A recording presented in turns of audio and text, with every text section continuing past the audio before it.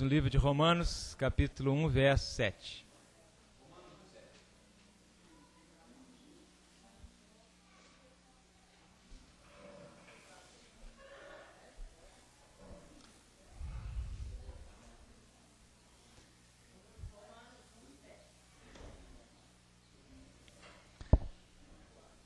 A todos os que estáis em Roma, amados de Deus, chamados para serdes santos, graça a vós e paz da parte de Deus nosso Pai e do Senhor Jesus Cristo.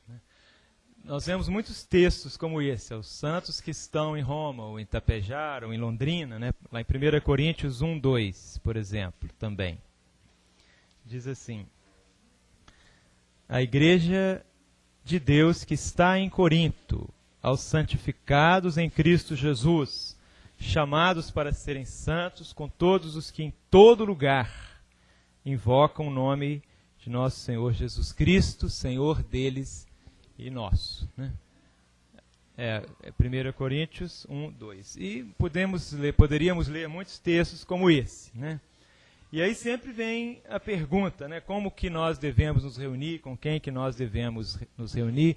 E muitos grupos ou muitas congregações adotam esse nome igreja, Outros pretendem a união de todos esses grupos e até mesmo a melhoria do mundo através disso. Tem tantas ideias, muitas vezes de homens, sobre todas essas coisas, Mas o que a palavra de Deus diz, como nós lemos lá em Mateus 16, Ela sempre se refere aos cristãos fazendo parte de uma mesma e única igreja, claro, com muitas manifestações locais, em cada lugar onde os santos estão, mas uma única igreja.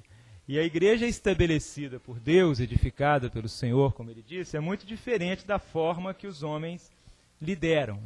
Aquela minha igreja lá de Efésios 5, 25, o Senhor amou a igreja, eu edificarei a minha igreja.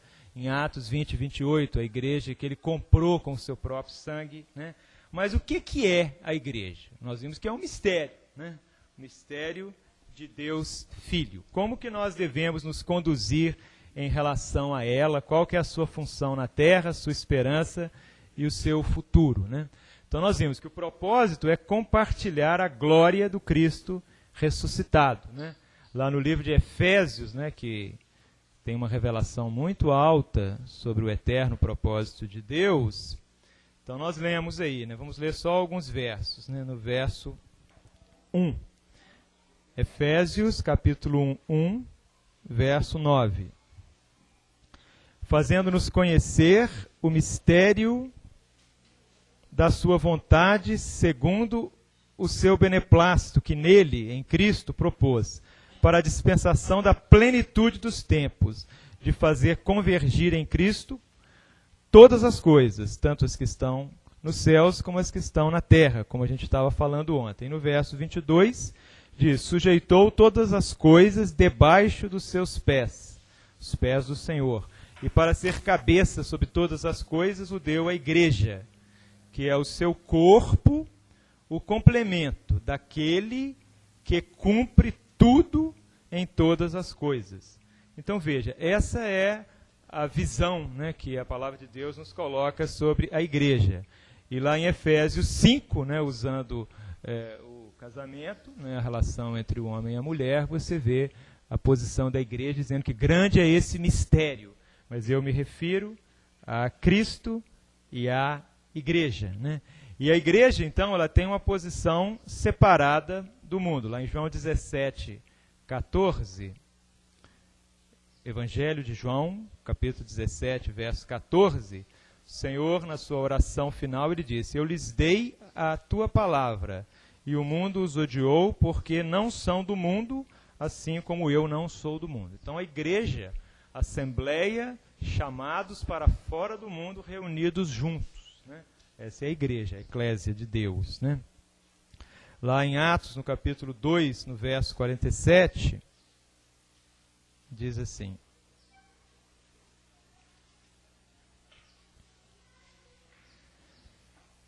louvando a Deus, caindo na graça de todo o povo, e a cada dia acrescentava-lhes o Senhor aqueles que iam sendo salvos. No capítulo 5, no verso 14, né, diz: cada vez mais se agregavam crentes ao Senhor em grande número, tanto de homens como de mulheres, né? E assim você vai vendo no livro de Atos como que a igreja foi sendo formada, né? No capítulo 19, no verso 8, diz assim: Paulo, entrando na sinagoga, falou ousadamente por espaço de 3 meses, discutindo e persuadindo acerca do reino de Deus. Mas como alguns deles se endurecessem e não obedecessem, falando mal do caminho diante da multidão, apartou-se deles e separou os discípulos, discutindo diariamente, todos os dias, né, na escola de Tirano. Durou isso por 2 anos, de maneira que todos os que habitavam na Ásia, tanto judeus como gregos, ouviram a palavra do Senhor, né? E assim a igreja foi crescendo, né? Na primeira carta de Coríntios, capítulo 10, verso 32, diz assim: aqui você vê a característica nova de divisão, de separação do mundo, né? Não vos torneis causa de tropeço nem a judeus, naquela época, nem a gregos, nem a igreja de Deus. Então veja, a igreja já se constituía um corpo. Os judeus, os gregos e a igreja de Deus, né? Na carta aos Gálatas, no capítulo 3, no verso 28, diz assim, que na Gálatas 3, 28, não há judeu nem grego, não há escravo nem livre, não há homem nem mulher, porque todos vós sois um em Cristo Jesus. Então veja, é uma realidade nova, né? Claramente revelada no livro de Atos, que mostra como que a igreja foi sendo formada desde que ela nasceu no dia de Pentecostes, né? Na primeira carta de Coríntios, no capítulo 12, no verso 13, diz assim: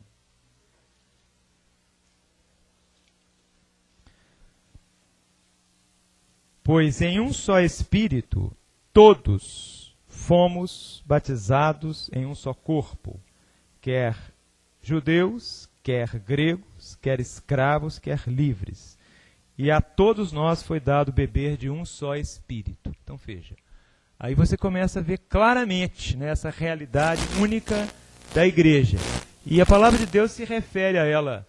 Nós não vamos ler todos os versos aqui dessas anotações, mas como esposa, lá em Efésios 5, Apocalipse 21, a esposa do Cordeiro, como corpo de Cristo, que nós lemos vários textos, como habitação de Deus, né? E qual que é a função da igreja aqui na terra? Né? Glorificar a Deus, expressar a vida do Filho de Deus. Lá em Efésios 3, que nós lemos ontem também, no verso 10 e no 20 e 21, diz assim: para que agora, nesse tempo que nós estamos vivendo, a multiforme sabedoria de Deus seja manifestada por meio da igreja, né? E depois, no verso 21, diz: a esse seja glória na igreja e em Cristo Jesus por todas as gerações, para todos sempre, né? E a igreja deve guardar, então, essa unidade que Jesus orou lá no Evangelho de João, capítulo 17, nós também lemos, né? Efésios 4, deve guardar a verdade, né? 1 Timóteo 3,15, vamos ler, se nós não lemos nenhuma vez. Coluna e baluarte da verdade, diz aqui a igreja. Para que no caso de eu tardar, saibas como se deve proceder na casa de Deus, que é a igreja do Deus vivo, coluna e baluarte da verdade, né? Quando Judas, né, quis escrever sobre a salvação que nos é comum, ele diz que sentiu, né, a necessidade de escrever para que nós pelejássemos sobre a fé, que de uma vez para sempre foi entregue aos santos. Então isso é guardado, essa verdade, na igreja, né? Não que a igreja seja a verdade, o Senhor é a verdade, né? E a igreja deve guardar essa verdade, né? Ela também é chamada de casa de oração, né? Muitas vezes, quando o Senhor disse, Mateus 18, 19, né? Diz assim. Mateus 18, 19.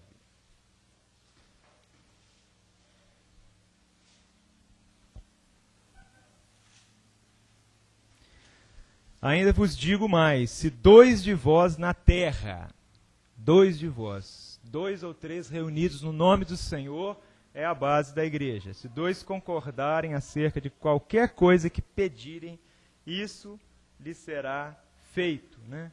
No capítulo 21, né? No verso 13, né, diz, está escrito, a minha casa será chamada casa de oração. A minha casa, né, casa espiritual, que o Senhor está edificando, será chamada uma casa de oração. É um sacerdócio santo, né, prestando louvor, adoração e culto ao nosso Deus. Né?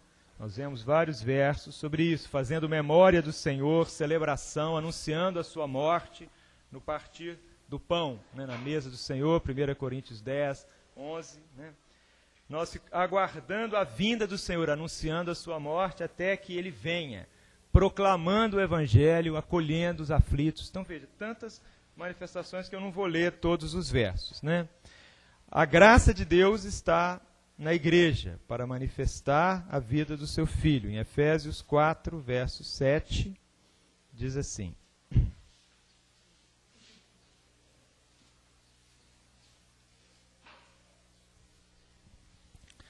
Mas a cada um de nós, cada um, né, todos os membros do corpo, foi dada a graça a cada um de nós, né,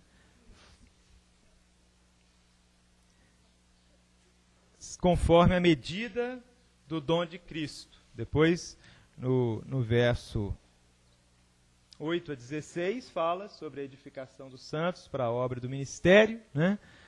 Para que todos funcionem no corpo de Cristo. Né? Verso 15 diz assim, seguindo a verdade em amor, cresçamos em tudo naquele que é a cabeça, Cristo, no qual o corpo inteiro, bem ajustado e ligado pelo auxílio de todas as juntas, segundo a justa operação de cada parte. Cada um recebe a graça e cada um opera, efetua o seu crescimento para a edificação de si mesmo em amor. Né? Então o Senhor derrama os dons, dá a cada um os seus dons, para que todo o corpo funcione, para que haja a edificação dos santos. Né? Os dons, né, lá em 1 Coríntios 12, nós não vamos ler o capítulo todo, né, fala sobre os dons. Nós não devemos ser ignorantes sobre esses dons, e todos eles operam para a edificação dos santos. Né? 1 Coríntios 12. Eu não vou ler o capítulo todo, porque o tempo é curto. Mas aí fala sobre todos os dons, né? E cada um é dada a manifestação do Espírito, verso 7, para o proveito comum. Né? Verso 11, um só e o mesmo Espírito opera todas estas coisas, distribuindo particularmente a cada um como quer. E para que esses dons? Para a edificação do corpo de Cristo. Diversas expressões do Espírito, diversos dons do Espírito, cada um de uma forma. Né? Depois você tem a questão da autoridade, lá em Mateus 18. Né? Hoje a igreja está numa situação diferente, mas lá, Mateus 16 menciona a igreja universal, né? E Mateus 18 fala para você falar à igreja, né? Se um irmão pecar contra você, você vai falar com ele, depois chama outros 2, e depois fala com a igreja. Então, quando você vê essa expressão, falar à igreja, então já é alguma coisa. Você não pode falar com a igreja universal, mas você pode falar com uma igreja como está em Mateus 18, no verso 17. Se recusar ouvi-lo, dize-o à igreja. E se também recusar ouvir a igreja, considera-o como gentio e publicano. E aí fala tudo que você ligar na terra será ligado no céu, tudo que você desligar, né? E depois, lá no verso 20, diz o princípio, pois onde se acham 2 ou 3 reunidos em meu nome, aí estou eu no meio deles, né? E essa questão nós vamos voltar a ela depois, essa questão da autoridade, né? Bom, então veja, é muito grande a responsabilidade, né, da nossa reunião como igreja, como Assembleia de Deus, né, exercendo esses dons para edificação, essa autoridade, tudo isso que a palavra de Deus nos diz. Mas quando você olha a história, né, e nós não vamos gastar muito tempo com isso, você vai ver aquilo que o Senhor disse para Pedro, lá depois dele ter dito que não precisava de cruz, ele disse, olha, você não cogita das coisas de Deus, você cogita das coisas dos homens. E quando a gente olha a história, né, a gente vê muita interferência, né, do que os homens fizeram, o conceito que os homens têm de igreja, né, que é alguma coisa muito diferente do que a palavra de Deus diz, né. Então veja, como que começou a igreja? Começou no dia de Pentecostes, quando aqueles primeiros irmãos foram batizados num único corpo, né? E ali então nasceu a igreja. Depois nós vimos aquela visão tremenda que o apóstolo Paulo teve sobre o corpo de Cristo, né? E depois então, quando foram acrescentando muitos santos, muitos novos irmãos, aí começou a ter aquelas dificuldades na distribuição, aí alguns irmãos cheios do Espírito Santo foram designados para o serviço, né? E aí depois você começa a ver menção dos problemas, os judaizantes dizendo que tinha que ter circuncisão, que tinha que ter isso, tinha aquilo. E aí você começa a ver a história, né?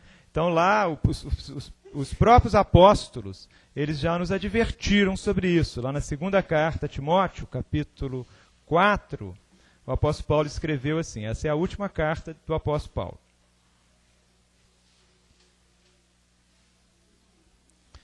Capítulo 4, no verso 3.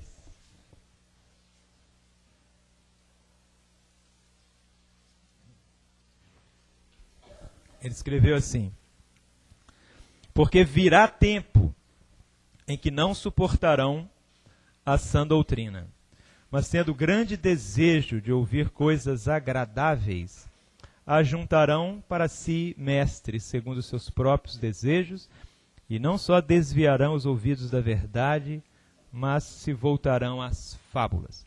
E não foi apenas o apóstolo Paulo que advertiu sobre isso. Todas as últimas cartas dos apóstolos, a de Judas, a segunda carta de Pedro, todas, né, nos falaram sobre esses tempos que viriam, né?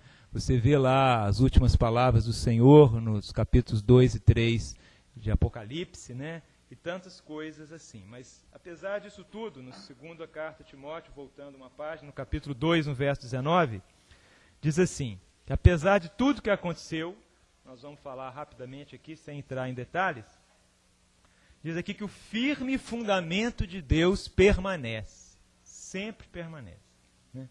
Tendo este selo, o Senhor conhece os seus, e aparte-se da injustiça todo aquele que profere o nome do Senhor. Ora, numa grande casa, e aí veja bem, começa a falar numa grande casa, né? Não somente há vasos de ouro e de prata, mas também de madeira, de barro, uns na verdade para uso honroso, outros porém para uso desonroso. Mas se pois alguém se purificar destas coisas, será vaso para honra, santificado e útil ao Senhor, preparado para toda boa obra. Foge, também falando com Timóteo, né, também das paixões da mocidade, e segue a justiça, a fé, o amor, a paz, com os que, de coração puro, invocam o Senhor.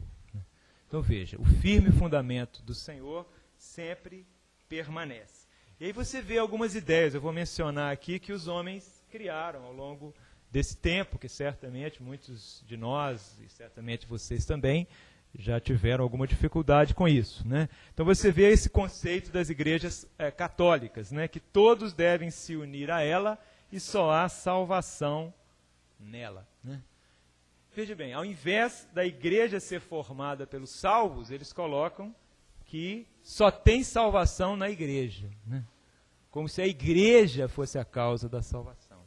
Depois tem as igrejas parciais, ou organizações religiosas que se separam, né, ou se separaram das católicas, especialmente a partir da Reforma Protestante, constituindo igrejas independentes, né, confissão de fé particulares, registros dos fiéis e atas de constituição e tantas coisas assim. Essas igrejas parciais, essas organizações religiosas, reconhecem outros cristãos e, de alguma forma, eles consagram o princípio da divisão, né? Porque um registro aqui, outro registro ali, eu reconheço você, você me reconhece, aquela coisa toda. Então é uma história muito triste, né? Aí depois tem Hebreus 13:13, fala que a gente pode sair do arraial, né, e levar o opróbrio do Senhor, né? Saiamos a ele fora do arraial. Então tem aqueles que se acham fora do arraial. O que significa fora do arraial?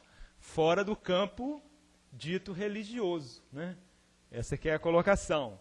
Então são agrupamentos menores de cristãos, muitas vezes saídos dos dois primeiros grandes conjuntos, né, para se reunirem segundo os princípios da palavra de Deus, sem clero, sem regulamentos particulares. É claro, isso é uma visão muito simplista, muito geral, acho que todos nós temos uma ideia sobre todas essas coisas, né?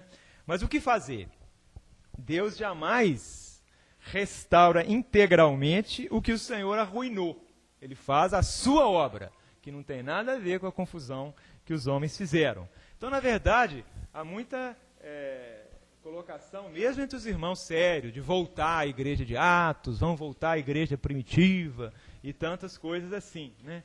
Mas, na verdade, eu creio que só tem uma coisa que nós podemos fazer, e ela é muito simples: obedecer a palavra de Deus, né?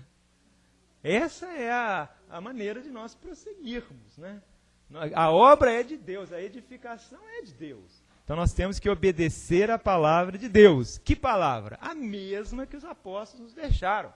Que Judas falou que nós devíamos pelejar pela fé que de uma vez para sempre foi entregue aos santos, né? Essa é a palavra de Deus, imutável, que não muda, né? Isso nós podemos fazer, né? Lá na primeira carta aos Coríntios, né, no capítulo 3, no verso 11, diz assim: ninguém pode lançar outro fundamento, e o fundamento já está lançado, né? Nós não podemos começar de novo, vamos lançar outro fundamento. Ninguém pode lançar outro fundamento. E qual que é o fundamento lançado, né? Jesus Cristo. É o único fundamento. Ele é a base de todas as coisas, né? Tu és o Cristo, o Filho do Deus vivo, né? Sobre esta pedra, Cristo, o Filho do Deus vivo, eu edificarei a minha igreja. Então nós podemos voltar à palavra de Deus, obedecer à palavra de Deus, que é o que nós estamos fazendo. Graças a Deus o Senhor tem trazido muitos dos seus filhos, né, para essa obediência à sua palavra, né, que é o que nós estamos procurando fazer. Nós não devemos desanimar, mas devemos prosseguir, né? Quando os israelitas, né, tudo que tem lá no Antigo Testamento, de alguma forma, como os apóstolos escreveram, é para nossa instrução. Então, lá no livro do profeta Ageu, né, eles estavam desanimados, né, para construir na época lá o templo de novo, né? E aí Deus mandou os profetas. E o Ageu, então, foi usado por Deus. E no capítulo 2, né, no verso 4, esse profeta, ele encoraja os israelitas naquela época a prosseguirem, né? E, na verdade, essa é a palavra que nós temos que também ter hoje. O Senhor disse que nós devemos, através de Pedro, que nós devemos estar atentos à palavra profética, como a candeia que alumia no lugar escuro. E agora não deixa de ser um tempo escuro, né? Não na igreja.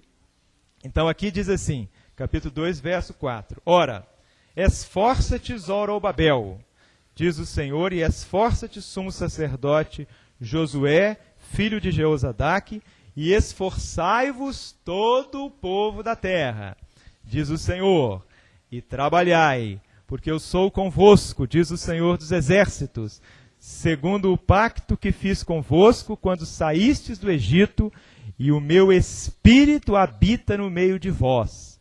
Não temais, Pois assim diz o Senhor dos Exércitos: ainda uma vez, daqui a pouco, abalarei os céus e a terra, e o mar e a terra seca. Abalarei todas as nações, e as coisas preciosas de todas as nações virão e encherão de glória esta casa, diz o Senhor dos Exércitos. Minha é a prata, meu é o ouro, diz o Senhor dos Exércitos. Agora observa o que o profeta falou. A glória desta última casa será maior do que a primeira, diz o Senhor dos Exércitos, e neste lugar darei a paz, diz o Senhor dos Exércitos. Então veja, essa é uma palavra lá para os israelitas, né? Mas eu acho que ela é muito oportuna, né? Para que nós saibamos que o Senhor faz coisas novas. E é por isso que eu tenho dito que ele ainda vai nos surpreender, né? E ele diz aqui para os israelitas que a glória daquela casa, mesmo sem toda aquela pujança da época do Salomão, seria muito maior do que a da primeira casa. Então nós precisamos obedecer à palavra de Deus, não devemos desanimar. Temos Cristo como centro do nosso reunir, a palavra de Deus, o Espírito Santo, que nos conduz a toda a verdade. E quais seriam então as características, né, de uma igreja de Deus, né, como diz lá em Hebreus 10, 25, que nós não devemos abandonar a nossa congregação, né? Então veja, é claro que essa igreja ela só pode ser formada por cristãos, né? Lá em 2 Coríntios 6, 14, 18, diz que não pode ter comunhão, porque a nossa comunhão é de Cristo. E você só pode comungar Cristo com quem tem Cristo, né? Claro que você pode pregar o Evangelho, né? Mas a comunhão, a realidade da igreja é entre os cristãos, né? A reunião, como nós vimos em Mateus 18, é sempre centrada no Senhor. Não porque o irmão tal vem, ou porque não sei o quê, ou porque não sei o quê. Cristo, nosso motivo de reunir é Cristo. Os irmãos podem vir, podem partilhar o que tem de Cristo, mas veja, em cada local onde nós nos reunimos, é uma coisa tremenda. Vocês vão reunir aqui em Tapejara, mesmo que o irmão Eliseu não esteja aqui, mesmo que outro irmão não esteja, Cristo está. O Senhor está presente. E por isso a expectativa tem que ser sempre grande. Nós nos reunimos em torno do Senhor, em nome do Senhor. Não precisa, claro que nós temos que compartilhar e comungar a vida de Cristo. Mas em cada localidade o Senhor vai edificar a sua igreja. Ele vai derramar os dons, ele vai animar os irmãos, cada um assumir a sua função na edificação do corpo de Cristo em amor. Em cada localidade. Então isso é muito importante. A igreja reconhece a autoridade do Senhor. Ele é o cabeça, né? Ele é o cabeça. Nós somos o corpo, né? E obedecemos a Ele em tudo. Ela é sempre direcionada pelo Espírito Santo, né? A realidade, como nós dissemos numa pergunta, acho que do Renan outro dia aí, né? O que mais assusta os grupos, né, religiosos é a gente poder reunir na dependência do Espírito Santo, né? Deixar o Senhor nos conduzir, né? Muitas vezes não precisamos ter, claro, sempre com ordem, com edificação, mas o Senhor faz coisas novas. E nós precisamos, então, sermos direcionados pelo Espírito Santo, lá em 1 Coríntios 12, 14. Outra característica, total submissão e obediência à palavra de Deus. Deus disse, haja luz. Deus falou, Ele vai nos conduzir a toda a verdade, né? Não tolerar de forma nenhuma que o nome do Senhor seja associado a qualquer espécie de mal, né?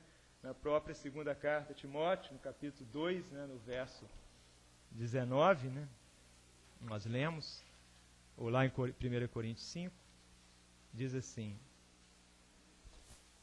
2 Timóteo 2, 19, né? Como nós acabamos de ler, aparte-se da injustiça, aquele que profere o nome do Senhor, né? Guardar o princípio da unidade do corpo de Cristo, né? Se nós nos reunimos, né, achando que nós somos alguma coisa, isso é um risco, né? Nós agora somos a igreja, porque nós voltamos, porque nós podemos nos tornar também um reunir em termos de conceitos particulares, né? Então nós temos que ter muito claro a obediência à palavra de Deus, né?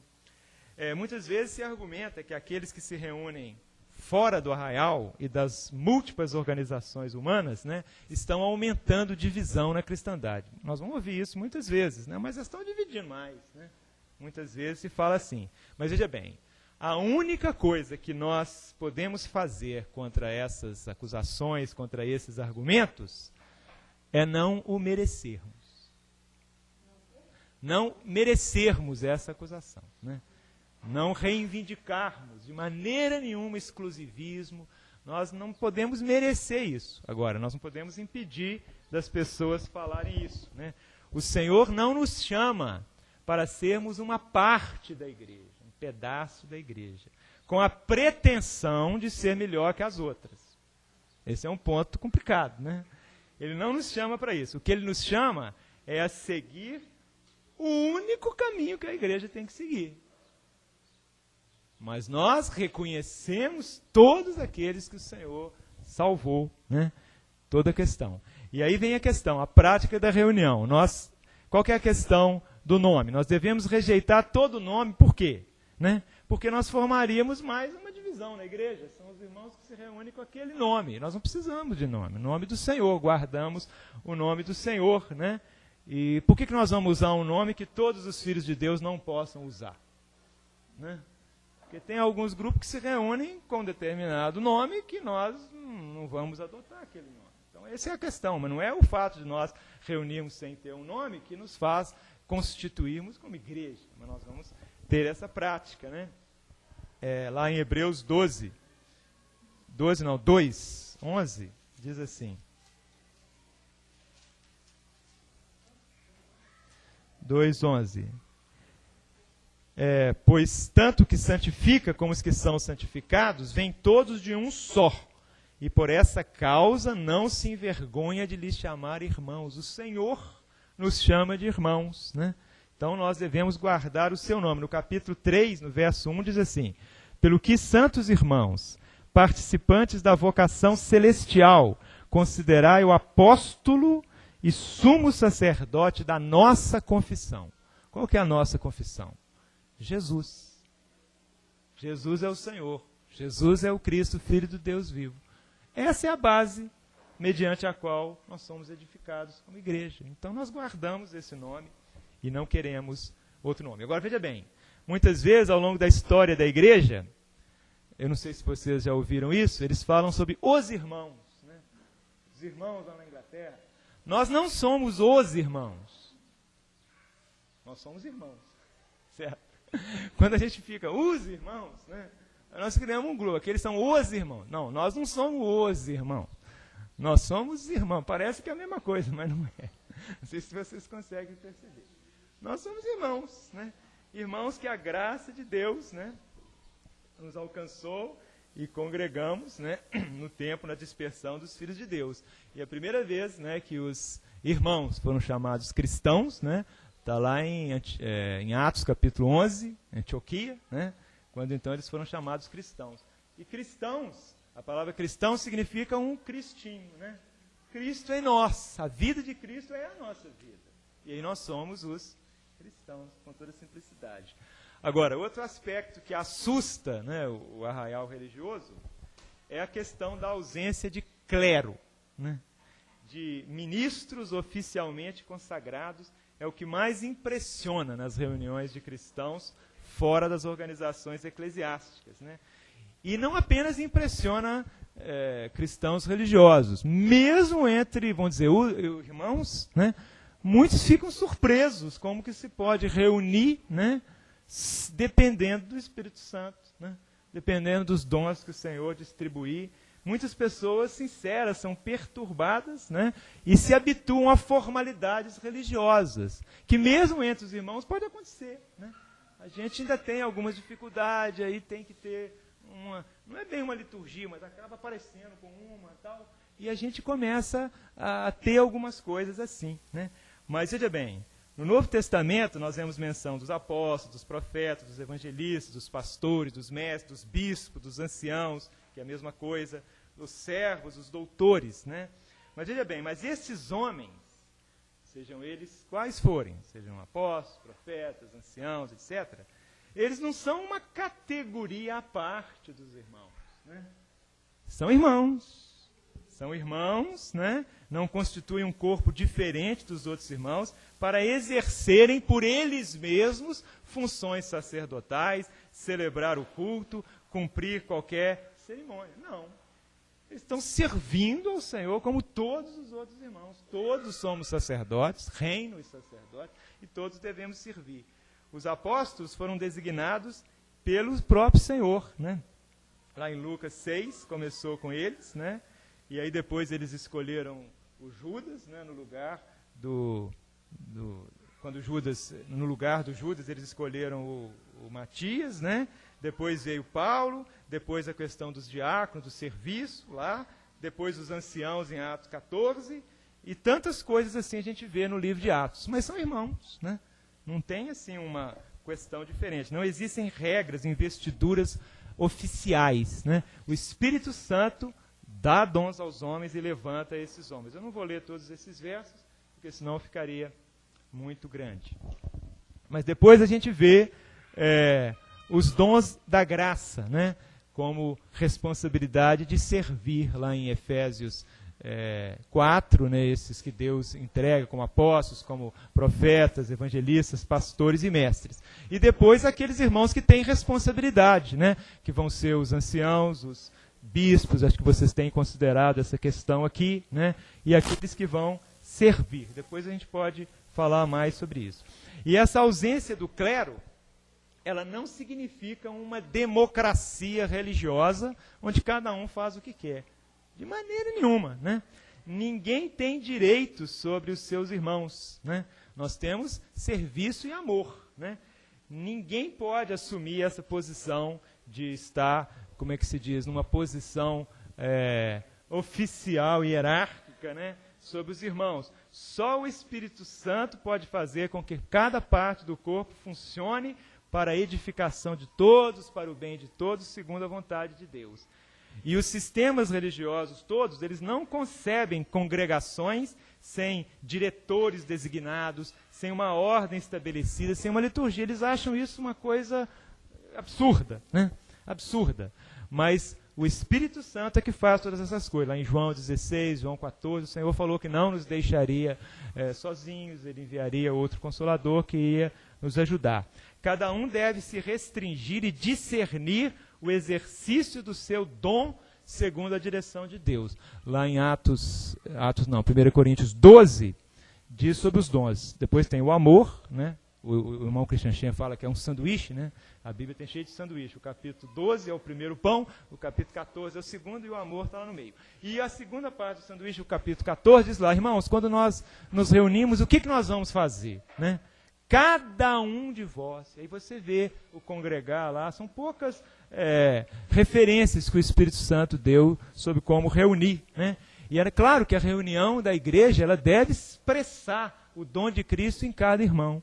E muitas vezes uma reunião de, às vezes, só um irmão falando, como aqui eu estou com vocês esse fim de semana, muitas vezes é uma reunião mais de obra, né? De alguém que vai para ajudar, do que propriamente da reunião dos santos na igreja. Mas isso, cada localidade, o Senhor conduz de uma forma, né? E aí você vê lá em 1ª carta aos Tessalonicenses, né, no capítulo 5, irmãos que estavam começando, né, o apóstolo Paulo ficou pouco tempo lá, talvez 3 meses que eles conheciam o Senhor. O apóstolo Paulo ficou pouco e depois ele escreveu essa carta 3 meses depois. E na 1ª carta aos Tessalonicenses, no capítulo 5, né, ele diz assim, né, para eles, né, não extingais o espírito, não desprezeis as profecias, mas ponde tudo à prova, retende o que é bom, abstende-vos de toda espécie de mal, e o próprio Deus de paz vos santifique completamente, e o vosso espírito, alma e corpo sejam plenamente conservados, irrepreensíveis para a vinda de nosso Senhor Jesus Cristo. Fiel é o que vos chama, e Ele o fará. Vejam, eram irmãos muito novos, se você ler essa carta, né? Que andavam no amor, na fé e na esperança, é a característica desses irmãos. E a vinda do Senhor estava sempre diante dos olhos deles, né? E eles então caminhavam. 3 meses conheciam o Senhor, né? estavam ali. O apóstolo Paulo escreveu para ajudá-los e disse que eles não deveriam extinguir o espírito, deveriam ouvir as profecias, julgar as profecias, como a gente vê lá em 1 Coríntios 14, e caminhar com toda simplicidade, conforme o Senhor os iria conduzir e iria fazer no meio deles. Na primeira carta de João, no capítulo 2, né? Primeira carta de João, 1 João, capítulo 2, né? No verso 20, né? Fala que eles não poderiam voltar. Aqui diz, depois de terem escapado das corrupções do mundo, pelo pleno conhecimento do Senhor e Salvador Jesus Cristo, se vocês ficam de novo envolvidos em vencido, tornou-se-lhes o último estado pior do que o primeiro. Então eles deviam prosseguir, nunca voltar. E no capítulo 4, não, eu li errado, né? Ah, não, eu li a segunda de Pedro, desculpem. 1 João 2, 20. A unção, Eu li errado aqui, desculpem, irmãos. Eu tinha lido a segunda carta de Pedro, né? Agora que eu vou ler certo. A unção da parte do santo, e todos têm desconhecimento. Então, já que nós estamos lendo isso, vamos ler o 27 também. E quanto a vós, a unção que dele recebestes, fica em vós, e não tendes necessidade que alguém vos ensine. Mas como a sua unção vos ensina a respeito de todas as coisas, e é verdade, não é mentira, como vos ensinou ela, assim nele, em Cristo, permanecei. Então veja, essa unção é o Espírito Santo, e ele está em nós. E quando nós nos reunimos, ele vai nos conduzir, ele vai nos ensinar todas essas coisas. E ele vai edificar a sua igreja em cada local, conforme a vida dos santos que existem lá. Depois no capítulo 4, no verso 1, diz que a gente também não deve ser simplista. Nós não podemos crer a todo espírito, mas provar se os espíritos vêm de Deus, porque muitos falsos profetas têm saído pelo mundo. E naquela época era muito complicado, as congregações pequenas, aqueles obreiros viajando, eles chegavam, eles não sabiam quem estava vindo, né? Então era alguma coisa que expunha os irmãos, muitas vezes eles não estavam preparados para aquilo. E por isso eles tinham que julgar. E aí entrava a questão da responsabilidade daqueles irmãos nos locais, que falam, mas esse irmão está falando isso? Isso não tem na palavra de Deus. Como é que é isso? Jesus veio em carne, eles começavam a ter que testar aquelas coisas. E essa era uma situação que na época lá era muito complicado, né? Muito complicado. Depois você tem a questão, né, do ministério da mulher, né, em 1 Coríntios capítulo 14, Timóteo 2, né, fala para as irmãs não tomarem a frente, né, fala para as irmãs estarem sob submissão, né, e é o que a gente estava conversando ontem lá em Belo Horizonte, né, no começo também muitas irmãs, né, e elas começaram a orar para que Deus levantasse os varões, né, e assim ao longo dos anos nós fomos vendo o que o Senhor começou a fazer. Aí estávamos conversando agora ali, né, sobre aquele programa que ontem nós deixamos, não sei se ficou com você ou ficou com o Benhur, né? Ficou com o Benhur e com a Tilza, né? Então foi alguma coisa muito real para nós lá, né? Mas aqui nós não vamos entrar nessa questão toda aqui, mas você vê como que Deus usou as irmãs, né? Aqui no livro de Atos, a Priscila, a Áquila, como que Deus, e tudo com muita ordem, mas as irmãs muitas vezes elas não precisavam tomar a frente, né? Os irmãos eram levantados e Deus então estabelecia a ordem que está lá em 1 Coríntios capítulo 11, né? Primeiro Deus, Cristo, o homem e a mulher, né? Não vamos ler os textos todos, né? E os princípios, né? Sempre na igreja, 1 Coríntios 16, vamos ler aqui verso 14.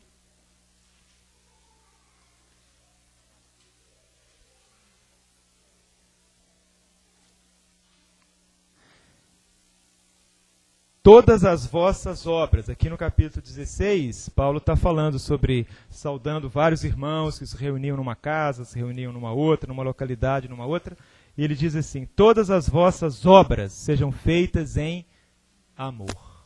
Sem amor, tudo perde o sentido, né? Lá em Atos 14, lá em 1 Coríntios 14, o que nós vamos fazer, irmãos? O que nós vamos fazer? Voltando aqui, Que fazer, pois, irmãos? Verso 26 do capítulo 14. Quando vos congregais, cada um de vós tem salmo, tem doutrina, tem revelação, tem língua, tem interpretação. Faça-se tudo para edificação. Né? 1 Coríntios 14, 26. Foi o que eu li agora. Né? E também no verso 40. Faça-se tudo decentemente e com ordem. E tantos versos assim eu não vou ler todos não, porque eu queria depois abordar um outro tema. Né? Eu li só o começo, o 26 e o 40. Depois, nós vemos a questão da oração e da adoração. Né? A reunião de oração, fruto de corações preparados com assuntos de intercessão considerados diante do Senhor sempre que possível, né? E a importância de orar. Né? Lá nós podemos testificar, somente quando começamos a orar, a gente vê claramente o Senhor mover, poderíamos relatar muitas coisas. Então, como importante, algumas vezes em situações especiais, a gente tirava um dia inteiro, 24 horas orando, sem parar, fazendo rodízios, muitas vezes assim, orando ao Senhor, né? Buscando comunhão, acordo com os irmãos, na dependência do Espírito Santo. Né? E na reunião sempre sacrifícios espirituais, aquele holocausto, oferecendo os nossos corpos como sacrifício vivo. Adorar é a função mais elevada da igreja. Né?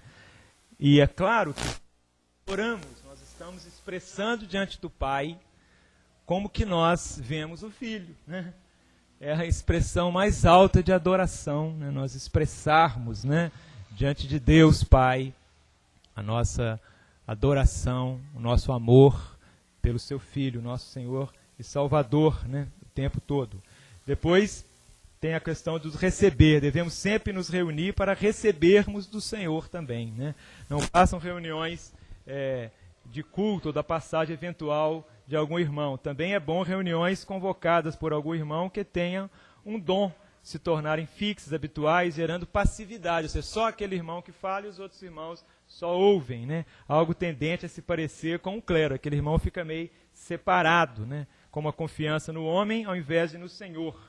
A igreja aí passa a não funcionar como corpo, ela se atrofia.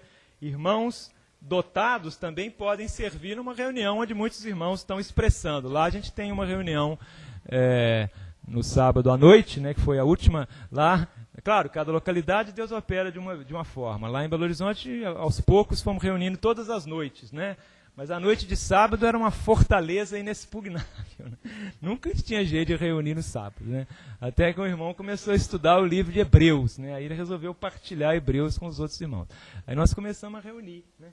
E aí, no sábado, começou os irmãos que estavam ganhando alguma coisa do Senhor a partilhar. É claro que isso não precisa ser assim, mas cada localidade, Deus vai levantar a forma, a maneira dos irmãos funcionarem, dos irmãos estarem expressando os dons.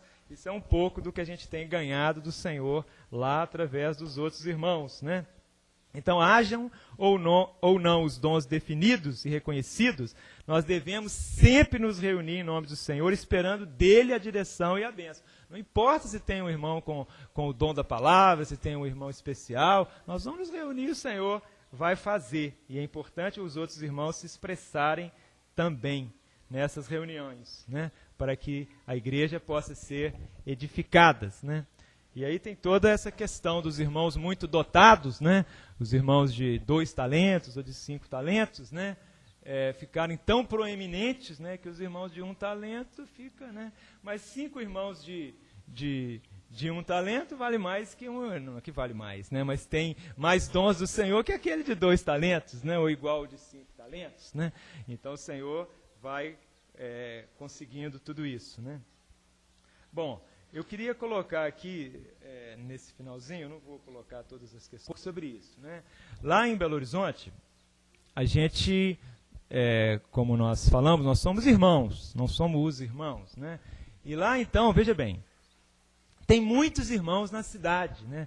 Alguns com alguns irmãos responsáveis designados, outros não. E nós temos comunhão com todos eles, né?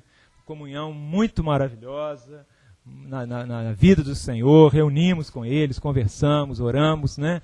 E aí entra aquela questão, nós falamos, irmãos, nós reconhecemos que se vocês, ou se nós entendermos que esses irmãos são os responsáveis, nós estamos debaixo deles, né? Nós nunca podemos estabelecer um governo ou uma autoridade à parte dos outros irmãos, né? E aí, veja bem, aí eu vou falar com os irmãos aqui alguma coisa que a gente mesmo tem buscado o Senhor e temos dificuldade. Junto com todos os irmãos lá, estamos até considerando isso, né? Na semana passada tivemos lá, vários obreiros estiveram nos ajudando, como o Ernie Raio, o irmão Mac, o Chico aqui de São Paulo e o Romeu Bornelli, né? E nós estávamos exatamente conversando sobre essas coisas, como que nós vamos prosseguir, né? Então veja, o que a gente percebe que muitos irmãos consideram isso como o ponto principal, né? Enquanto não há uma designação, uma coisa assim, uma coisa de ordem. E isso às vezes gera dificuldades. E é claro que esse momento, eu creio que deve ser buscado diante do Senhor, né? Para que a gente não se precipite. A gente estava até conversando no café hoje, né? Sobre a situação lá dos irmãos no Chile, que parece que eles já têm um conceito de obra, e hoje à noite, se o Senhor der graça, eu vou falar um pouco sobre isso. A questão de irmãos com o dom de apóstolo, né, de profetas e tantas coisas assim, e aí você vê que eles já caminham mais fácil. Mas hoje, qual que é a situação? Eu não sei exatamente aqui onde nós estamos, em Tapejara, como que é. Mas veja bem, nós somos irmãos aqui, mas tem muitos outros irmãos na cidade. Nós já ficamos andando aí, a gente vê algum irmão aqui, outro ali, né? Então a gente pensa, como que nós vamos fazer, né? Então veja, nós nos reunirmos e obedecermos à palavra de Deus, é claro que isso é o que nós podemos fazer e não merecer aquela acusação de nós estarmos dividindo mais, né? Mas se nós de alguma forma estabelecermos uma autoridade sobre a cidade, né, de alguma forma aquilo envolve os outros irmãos, quer nós queiramos, quer não, né? E aí então nós já tivemos essas questões lá, não apenas com os irmãos, mas com todos os irmãos da cidade, né, com algumas situações que precisam resolver. E aí nós estamos buscando disso. Então aqui, claro, eu estou aqui apenas compartilhando com vocês, porque eu creio que vocês têm considerado essa questão diante do Senhor, né? E nós vamos até abordar isso. E eu creio que é alguma coisa que precisa vir do Senhor mesmo, né? E não simplesmente porque os irmãos em tal lugar fazem assim os outros, porque hoje costuma ter assim, né? Ah não, todos os irmãos fazem assim, nós fazemos assim. A palavra de Deus é muito clara, mas a situação da palavra de Deus não é a situação que hoje nós temos, pelo menos em Belo Horizonte. Aqui em Tapejara eu não sei, né? Não é a situação, a igreja não está hoje numa situação normal, né? Então, com isso, quer dizer que nós não vamos prosseguir, não vamos ter o presbitério, não vamos ter irmãos responsáveis? Claro que não. O Senhor, Ele levanta os irmãos, Ele sabe como que essas coisas acontecem. Mas é uma questão espiritual, não é uma questão de designação formal de cargo, embora alguns irmãos entendam que é. E a gente tem que respeitar e tentar entender do Senhor, né? Então, em relação a isso, eu não teria muitas coisas a dizer, né? Porque é alguma coisa que nós estamos considerando com todos os irmãos lá em Belo Horizonte que têm a visão do corpo. Exatamente agora, nós estamos orando bastante tempo sobre isso, estamos considerando esse assunto, estamos conversando, né? E eu creio, assim, a direção que o Senhor tem dado é que a gente deve aguardar o Senhor em todas as coisas. Nós não podemos tomar iniciativas por nós mesmos para termos uma formalidade e para todos os irmãos de todas as localidades falar, aqueles irmãos lá resolveram aquele assunto, está tudo certinho, né? Na verdade, muitas vezes essa questão traz muita dificuldade, né? E a gente tem visto, sim, agora que a gente está começando a orar pela obra, muito sofrimento em muitas localidades por terem designado e tomado uma posição antes realmente de Deus ter feito claramente a sua obra, né? E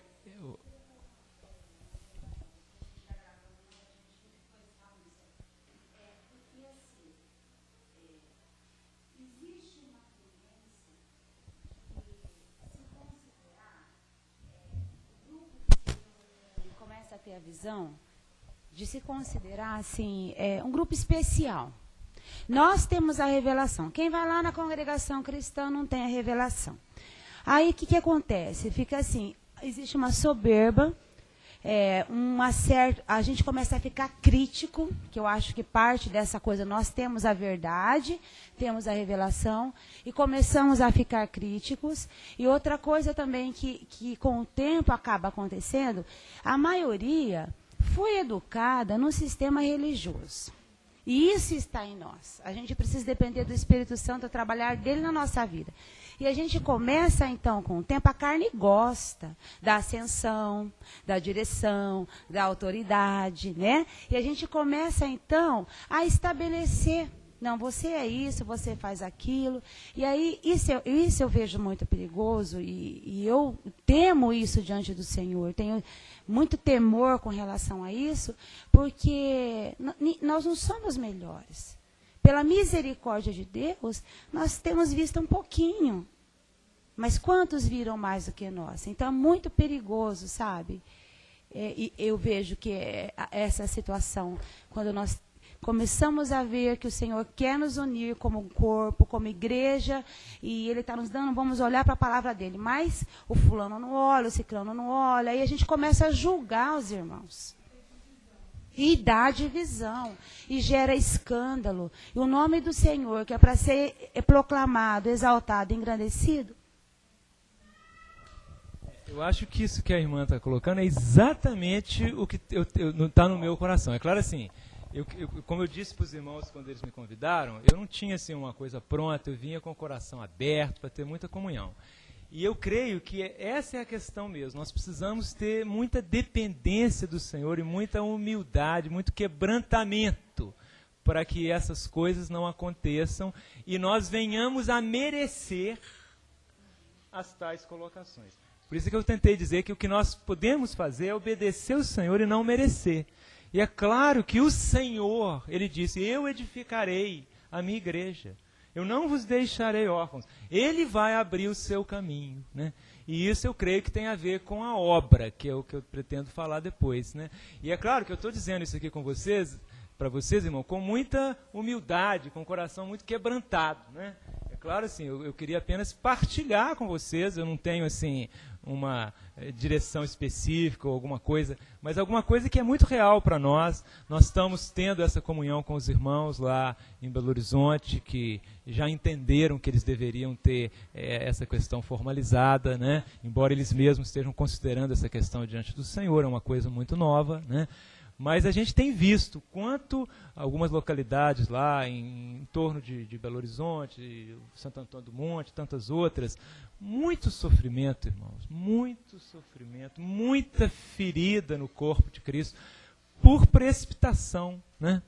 Por não aguardar o tempo do Senhor, por não ter esse coração humilde, deixar o Senhor realmente operar a cruz fundo nas nossas vidas, para que nós possamos caminhar com simplicidade. Agora aí eu queria colocar mais um ponto apenas, que isso eu creio que foi de muito importante lá para nós, e eu creio que pode ser de ajuda para os irmãos aqui.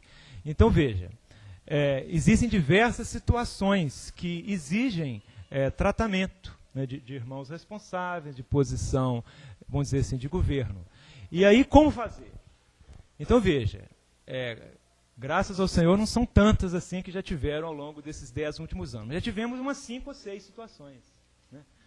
Situações que demandavam uma decisão, alguma coisa. Né? E aí, então, veja bem, nós orávamos ao Senhor, procuramos os irmãos que tinham já irmãos, temos essa situação. Eles falam, não, nós não vamos fazer isso, porque isso envolve a outra congregação tal da cidade, tal, e etc. Mas aí o que a gente fazia? A gente sempre orava ao Senhor e 2 ou 3 irmãos eram separados para tratar daquilo. Não necessariamente sempre os mesmos 2 ou 3. Né? Mas eles eram. E, veja bem, e esses irmãos, eles não poderiam decidir por eles mesmos, eles iam orar. E se 2 ou 3 irmãos concordarem, aí que entra a nossa fé. Nós temos que confiar. O Senhor disse... Se 3 irmãos tiverem paz no coração, irmãos sérios que buscam o Senhor, nós temos que entender que o Senhor está dando uma direção. Nós não podemos ir com uma direção contrária. 2 ou 3 irmãos vão expressar o Senhor. E aí, muitas situações o Senhor nos deu assim, livramento, muita graça. Não houve esses feridas, essas coisas. O Senhor resolveu com paz, com tranquilidade, com 2 irmãos, né, que se uniram diante do Senhor, oraram, conversaram com todo mundo, buscaram do Senhor, e nunca teve necessidade de envolver todos os irmãos. Então, veja, sempre, se nós dependermos do Senhor, sempre tem um caminho. Agora, é claro, e aqui em Itapejara, se o Senhor der essa graça, em qualquer lugar, os irmãos conseguirem chegar num estado de reunião, de discernimento do corpo, que todos os irmãos que estão naquele lugar reconheçam, aí sim o Senhor vai claramente mover os irmãos e vai acontecer isso. Então, assim, eu queria que os irmãos considerassem isso diante do Senhor com simplicidade, né? Claro, assim, eu estou falando aqui de uma maneira muito humilde de falar em relação ao que a gente está vivendo lá. Mas eu creio que os irmãos devem considerar isso diante do Senhor. O irmão Eliseu vai voltar, conversar com o irmão e tal, e tantas coisas assim, né? Para que o Senhor realmente possa fazer a sua obra. E eu acho que essa questão tem a ver com a obra, né? E aí, claro que agora o tempo já se foi, aí mais à noite, se o Senhor der oportunidade, então eu vou falar um pouco sobre essa questão da obra, tentando, pelo menos, fechar um pouco disso que o Senhor colocou no meu coração. Eu não preparei tudo isso, estou sendo assim, um pouco de improviso. Como eu disse, essas anotações não foram coisas que eu preparei para cá, foram coisas que eu tinha lá do que o Senhor nos falou esse ano, né? Mas eu queria que o Senhor pudesse dar aos irmãos esse coração de estarem realmente em oração diante dele, buscando de Deus, né, a sua direção para esse momento, que eu acho que nós estamos vivendo um momento muito importante, né? Então que o Senhor possa conduzir, né? Que a palavra diz que nós somos gerados de uma semente incorruptível e que o maligno não nos toca. Dentro dessa situação de igreja, nós vivemos uma situação que no Brasil é diferente dos Estados Unidos, que é diferente de outro lugar, porque nós temos algumas regras, algumas leis, algumas situações do nosso país que existe que nós começamos a nos reunir num grupo de 2, de 3, de 4, de 5, de 10, de 15, chega um dia e fala assim, nós precisamos fazer alguma coisa, precisamos construir, precisamos fazer uma igreja. Então. E essa situação de se organizar isso, eu vejo que é um canal que o inimigo pega para entrar, para atrapalhar a obra do Senhor.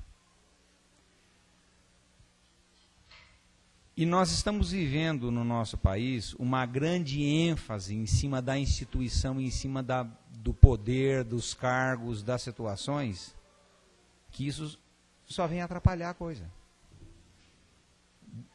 Eu vejo assim que uma coisa muito clara é que essa situação do cargo, da posição, da distribuição de uma coisa tal, isso é só uma mera formalidade, porque não tem como existir um grupo de 100, de 200, de 500, tudo misturado.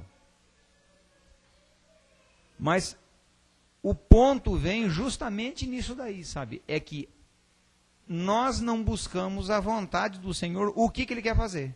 E a gente pensa que a igreja é a gente que vai decidir, que a gente que vai definir, que vai fazer do jeito que quer.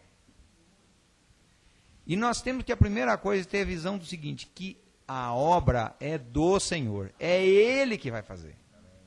Agora, quando nós queremos fazer, nós vamos fazer assim, vamos decidir assim, porque aí faz uma assembleia, aí tem 100 que votam a favor, tem 50 que votam contra. Não, 100 ganhou, então essa é a vontade que nós vamos fazer. E vai querendo levar a coisa no muque, como se a gente tivesse condição de decidir. E a gente vê vários exemplos na Bíblia de que as pessoas, como não esperaram a vontade do Senhor, não ouviram a voz do Senhor, foram lá e tomaram as decisões e quebraram a cara.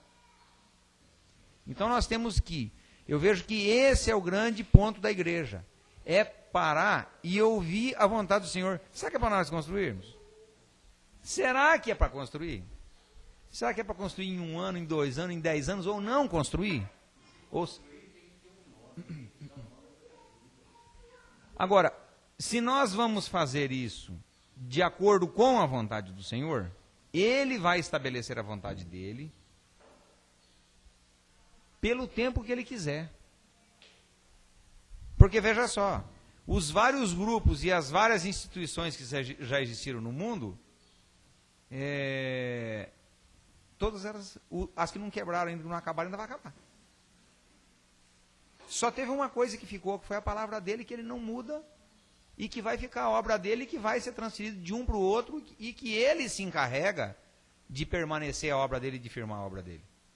Não é as pessoas que passaram para trás que foram os responsáveis por isso, não, foi ele mesmo que foi o responsável. Porque o que as pessoas tentaram fazer só deu confusão. Então, se nós não entendermos isso, que a obra é do Senhor e que Ele vai ter que dizer o que tem que ser feito, gente, nós só vamos quebrar a cara. É uma atrás da outra. Igual você estava falando. Parece que aqueles irmãos lá arrumaram a solução. Arrumaram nada. Não vai arrumar a solução. Porque a solução, o único que pode arrumar a solução é o Senhor, a obra é dele. Como que nós vamos fazer uma coisa que nós nem entendemos? Nós estamos ainda aprendendo o Senhor, querendo entender o que é a obra dele. E a gente quer fazer, nós fazermos o que nós queremos fazer e acho que o Senhor vai aceitar. E que vai dar certo. Então, eu acho que o ponto é esse, sabe? É estar sujeito à vontade do Senhor. Porque Ele vai agir de um jeito em Tapejara, Ele vai agir lá no Chile de outro jeito, Ele vai agir lá em Goiânia de outro jeito. Em cada lugar, Ele vai agir do jeito que Ele quer. Esse é o ponto. E essa questão prática também, né? Alguns irmãos andaram até conversando sobre essa questão de construção, de registro. Acho que foi no dia que nós chegamos, né? A gente vê assim, como que isso que o irmão está dizendo, é isso mesmo, tem que ouvir o Senhor e depender do Senhor, não tem de copiar modelos, né? Agora, o que eu acho é que não deve se precipitar, né? Lá nós temos tido, assim, graça do Senhor de não ter precisado de construir lugar. E assim, a gente sempre dependeu de lugar emprestado, e hoje são muitos irmãos, as casas não comportam mais. Mas quando um restaurante fecha, Deus abre outro, nunca faltou lugar, nunca. Abriu um lugar, assim, o restaurante, é aquela realidade lá. Mas o nome, ou seja, o registro, nós precisamos, né? Embora um projeto não tenha, nós não ia construir na cidade, mas ia construir fora da cidade para passar o fim de semana. E aí tinha que atender à lei. E aí fomos conversar com um consultor e tal, ele até irmão também, congrega aquela visão da localidade e tal. E ele começou, não, mas vocês têm que registrar uma igreja, porque a igreja é isenta disso, isenta daquilo, é mais fácil. Eu falei, não, irmão, a igreja... E ele não pode registrar a igreja. Não, então nós vamos registrar uma associação. E a associação vai ter isso, isso, isso. E aí a gente vê que até as formas legais, o Senhor pode nos dirigir. E aí, por exemplo, lá nós temos uma associação que dá um suporte legal à movimentação de ofertas, ao suporte da atividade missionária e tantas coisas, e até esse projeto, que ele já está pronto, mas nós não tivemos ainda todas as condições e direção final do Senhor para executá-lo. E já tem 5 anos. Ou seja, nós não tem que precipitar. Ou seja, em todas as decisões, seja a parte legal, seja o local de reunião, seja a construção, seja a nomeação de presbitério, quaisquer condições, é o que o irmão falou. Em cada localidade, depender do Senhor, não precipitar, não fazer só porque ali fez e aqui fez. Qual é a direção do Senhor aqui? Qual que é a realidade espiritual aqui? Eu acho que isso que o irmão falou é muito precioso. É isso mesmo, depender do Senhor, ouvir o Senhor. E a gente tem aprendido isso lá, como que a gente não pode decidir com pressa. Isso que o irmão falou foi muito precioso. Que você não seja merecedor da divisão. Né? Eu sei que isso aconteceu, isso falou muito comigo particularmente, que nós começamos a ter essa visão, eu fui para o Chile, voltei, começamos a congregar, e teve um belo dia lá em casa que foi, nós resolvemos partir do pão. Uma vez só fizemos isso. E eu sei como isso deu problema dentro da própria denominação que eu estou junto, né? A primeira minha reação é falar, não, larga, eu estou certo, está na palavra. Que é? Não quero saber se está um problema, não tenho, né? O que eu preciso fazer? Eu preciso mandar uma cartinha, elas já estão mandadas. E aí as coisas vieram mostrando que não é assim. Primeiro que a igreja não é só daqueles que recebem uma revelação dessa. Muito pelo contrário, a igreja está espalhada. A igreja são todos aqueles que amam o Senhor, que foram salvos pelo sangue de Cristo, foram incluídos na morte de Cristo. Dentro das denominações, inclusive a denominação que eu faço parte da Igreja Batista, tem muitos, a grande maioria, são filhos de Deus que amam o Senhor. Sabe? Muitos estão no mundo, muitos estão ainda, a Bíblia diz lá em João 17, que aqueles que vão crer em Deus através da palavra. Estão aí. Então essa visão exclusivista é uma visão errada, e já deu muito problema na história da igreja, dos irmãos e tudo, né? Que o Senhor use misericórdia conosco para que a gente fique, quer dizer, para nunca ser merecedor de divisão. Que fique lá, que fique ali, que o Senhor mova, que o Senhor levante outros irmãos, é isso aí. Né? A denominação vai ter sempre existiu, vai ter sempre. Por isso que lá em Apocalipse tem 7 cartas, 7 igrejas. O Senhor faz um chamado aqueles, eu não digo nem a palavra vencedores, que é uma palavra que confunde muito hoje, parece que é uma classe diferente de cristão. Podia falar até aos obedientes da igreja de Éfeso, aos obedientes da igreja de Tiatira, né? O que faz a diferença é aquilo que o irmão compartilhou, é obediência. E a santidade só vai ser alcançada com obediência, né? Então, eu creio nisso. Eu não fiz nada para ser salvo, ninguém fez nada para ser salvo aqui. Mas o caminhar cristão importa em obediência.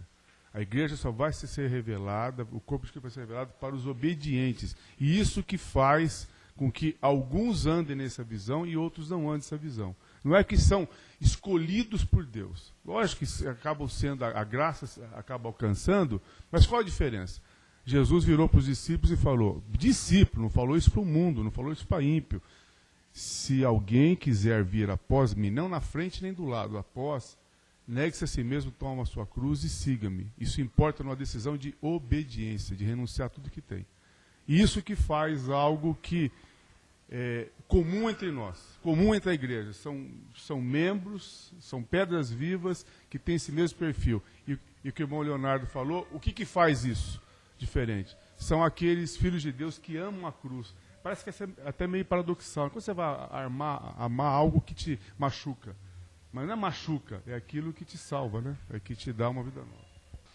Agora, é claro que nós hoje, né, fazemos parte dessa igreja do capítulo 2, que recebeu o Espírito Santo. Mas nós devemos ser obedientes da mesma maneira que Pedro foi, né? E o que o irmão Júlio falou realmente é muito precioso e nós devemos estar realmente nos esforçando diligentemente para estar buscando a vontade de Deus em relação à igreja, porque, na verdade, o Senhor na cruz do Calvário, Ele consumou.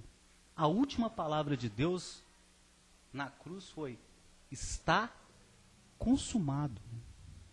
E a palavra que Ele nos deixou com relação à igreja é que Ele edificaria a sua igreja. Ele distribuiria os dons. Ele levantaria esses homens, né? Então, realmente, nós devemos estar confiados na palavra de Deus. O grande problema é que nós somos essas pedras vivas que o Senhor vai usar para estar edificando a igreja, né? E nós realmente devemos nos esvaziar. Aí fica uma coisa estranha, pedras vazias, mas a palavra de Deus é clara. Nós devemos nos esvaziar. Nós devemos ter as nossas mentes renovadas pelo Espírito Santo, né? Nós devemos nos esforçar, como está escrito lá em Hebreus, para entrar nesse descanso. Está tudo consumado, irmãos. Nós devemos simplesmente nos posicionar do lado do Senhor agora. E a maneira que nós temos realmente para nos posicionar diante do Senhor é uma coisa viva entre nós temos experimentado isso. É concordando com o Senhor. E esse é um aspecto que está totalmente ligado à oração. Se orarmos e buscarmos concordar com o que o Senhor quer fazer, certamente Ele o fará na medida e no tempo que Ele tem para cada um de nós. Amém? Era isso só. Senhor, nós te agradecemos, Senhor, pela tua palavra viva, Senhor. Que nós queremos obedecer em todas as coisas, Senhor. Que o Senhor nos dê mesmo uma mente renovada pela tua palavra, para que possamos conhecer a tua boa, agradável e perfeita vontade. O Senhor conduza os teus filhos aqui na igreja em Tapejara, Senhor, para o centro da tua vontade. Em nome de Jesus, nós oramos. Amém.